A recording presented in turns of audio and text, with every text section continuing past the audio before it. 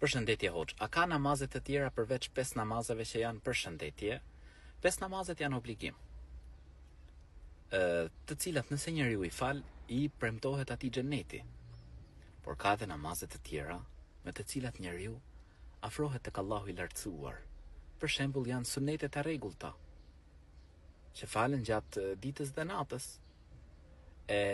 Nëse ne falim 12 rekate gjatë ditës dhe natës, përveç farzit, ndërtohet një shtëpi në xhenet. Kështu kuptohet për një hadithit profetit alayhis salam. Po ashtu kemi namazin e natës, vitrin, kemi namazin e duhas. Po ashtu namazi i xhenazës, namazi i istikhares, namazi i eklipsit. Por 5 vaktet janë shtylla e dytë e Islamit, të cilat nëse njeriu i fal i premtohet xheneti.